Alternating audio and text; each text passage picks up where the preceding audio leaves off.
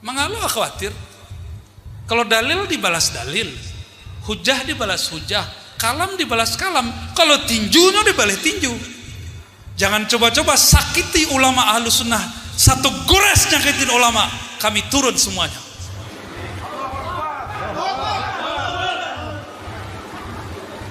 Allahumma sholli ala sayyidina. Apa sebab kami berkalam begitu? Di India, di Pakistan, Bangladesh, orang maulid dibom. Pengen terjadi negeri awak begitu. Dan negeri kita Kabupaten Lombok Kota dan Payakumbuh sudah genting. Lah mulai kalam-kalam itu keluar. Sufi-sufi agama baru, penyembah kubur. Lah mulai model itu. Maka kami tidak ridho guru-guru kita digitukan. Bapak Ibu jemaah, para satis, abuya, masyaikh, para khalifah. Lalu penjadinya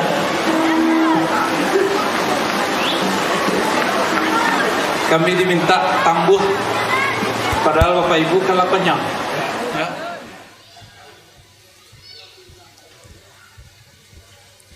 Suatu kali sahabat Abu Hurairah bertanya kepada Nabi, wahai Rasulullah, ajaran Islam sangat banyak kepadaku.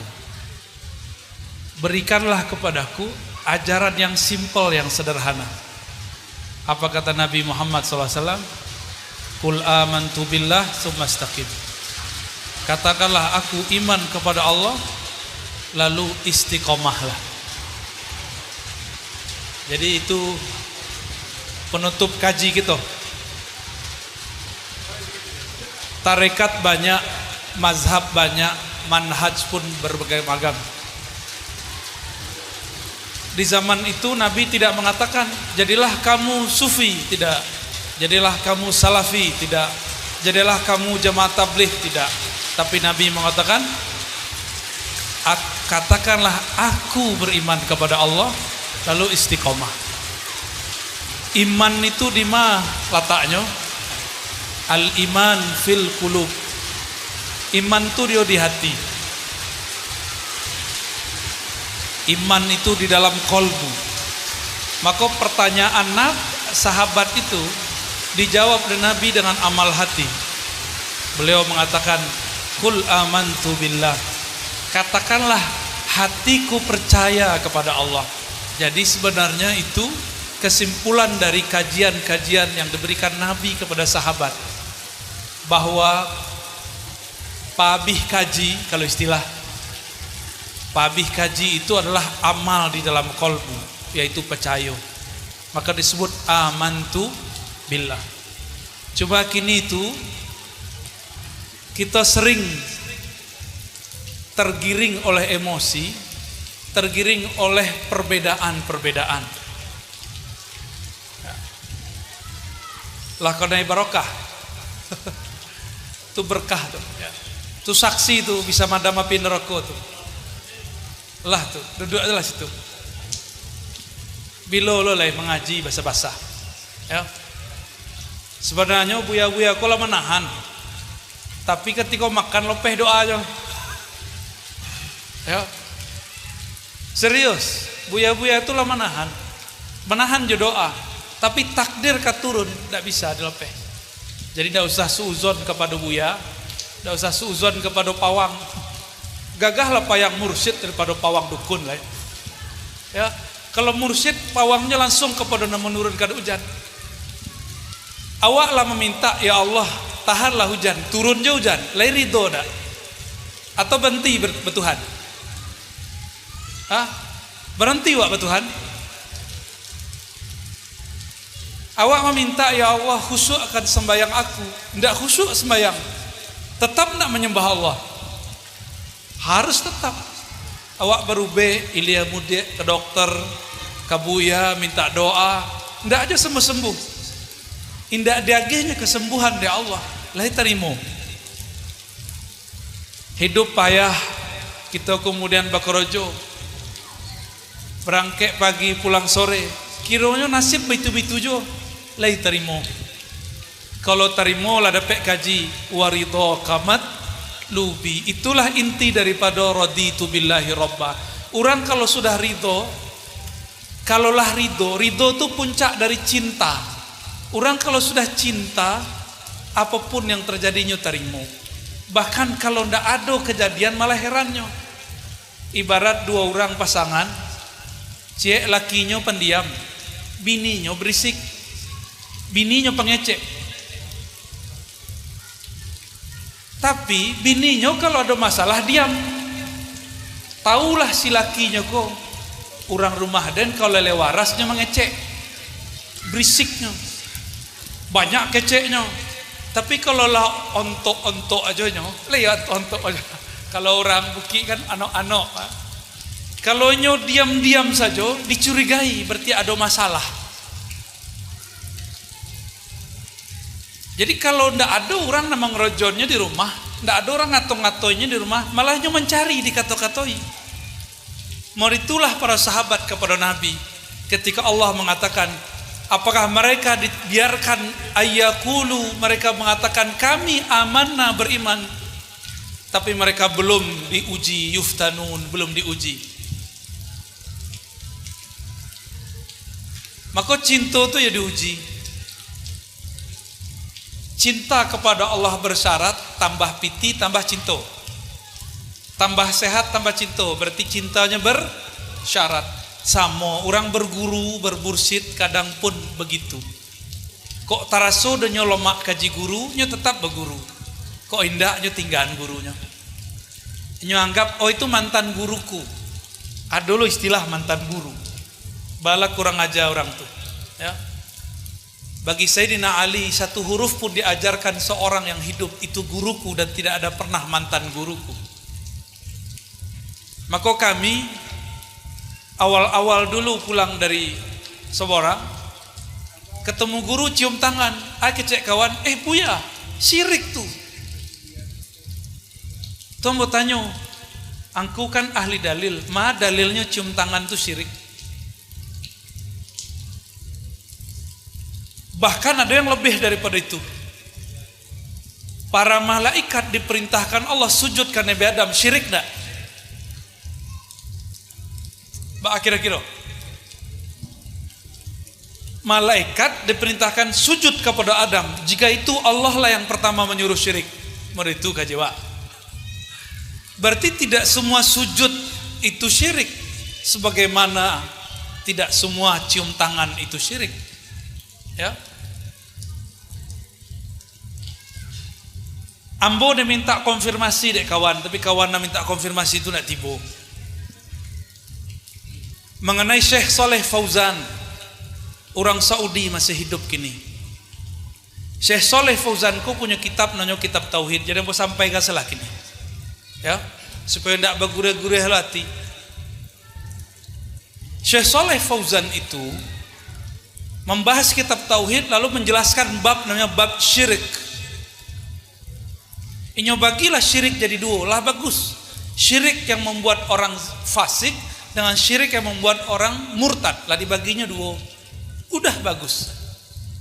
Kita cari-carilah pembahasannya mengenai syirik yang membuat orang menjadi murtad. Khuruj minal millah itu bahasa beliau, keluar daripada agama. Kita cari pula syirik yang membuat cuma fasik, tidak sampai keluar dari agama. Kita colek-colek di situ, tidak sebut dan kita cari. Kiranya ada satu amalan miliaran umat dari masa ke masa, yaitu tawassul. Ada dua, satu tawassul dan kedua maulid Nabi sallallahu alaihi wasallam. Dua ko dan jadi fokus Pak. Ya. Jadi kalau ada kawan-kawan, mungkin kawan dari kawan yang mau konfirmasi itu, sampaikan hasil kalamanmu. Ya. Dan pertama, Syekh Saleh Fauzan mengatakan tawassul dengan orang soleh yang sudah mati itu syirik.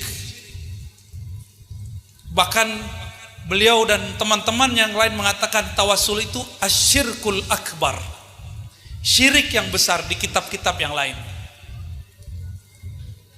Bah kira-kira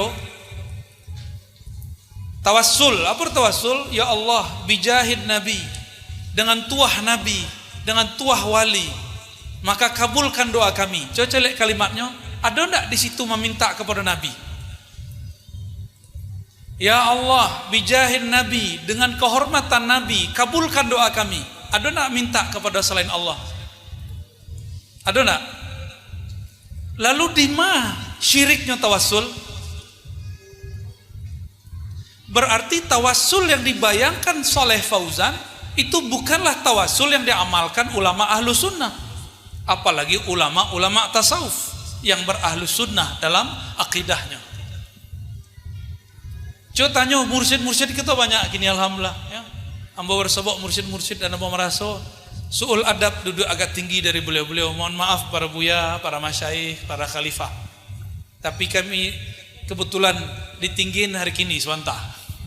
Mohon izin. Coba tanya ke buya-buya tuh, boleh syirik? Justru ajaran mereka itu anti syirik, memberantas syirik. Agak cek kawan tuh mengajar ziarah ke kubur tuh. Bukankah ziarah kubur tuh perintah daripada Nabi SAW? Iya enggak? Bahkan Sayyidah Aisyah tinggal bersama kubur Nabi bertahun-tahun sampai kemudian meninggal Sayyidina Umar. Sayyidina Umar minta izin. Kalau bahasa awak mambona, ya lemar itu nak. Mambona seboleh jo kepalo. Seboleh 10 tambah kepalo cie. Ya seboleh. Seboleh jo kepalo wak mambona. Kira-kira begitulah kalam Umar. Tolong izinkan aku berkubur di samping kekasihku Rasulullah sallallahu alaihi wasallam. Akhirnya Sayyidatuna Aisyah keluar dari kubur Nabi. Keluar dari rumah hujrah yang di situ ada kubur Nabi. Jadi Aisyah tuh dipeluk-peluknya kubur Nabi itu setiap malam tuh. Sampingnya ayahnya, sampingnya Rasulullah sallallahu alaihi wasallam. Apakah Sayyidah Aisyah kuburiyun? Tahu kuburiyun? Jadi kita-kita kok, kami kan pertama datang, dek tu ayah dibimbing langsung menuju kuburan masyaikh itu. Banyak di situ. Yang paling tua Syekh Abdurrahman, pendiri tempat itu. Jadilah jadi kuburiyun loh kami tadi. Akecek beliau Soleh Fauzan, Imam Wahabi itu, akeceknya para sufi ubadul kubur. Terjemahan itu. Letarimo buya-buya disebut ubadul kubur, penyembah kubur. Letarimo. Kok terima berhenti mau berterikat? Disebutnya kita berziarah ke kubur, bertawassul dengan orang yang soleh, penyembah kubur. Menyembah kubur musyrik nggak? Mau nggak dituduh sebagai musyrik? Tapi buya-buya kan ciut, nak mau angkat suara, ya? Khawatir apa kau cokak wajah orang tu? Mengalah khawatir. Kalau dalil dibalas dalil, hujah dibalas hujah, kalam dibalas kalam. Kalau tinjunya dibalas tinju. Jangan coba-coba sakiti ulama ahlu sunnah. Satu gores nyakitin ulama, kami turun semuanya.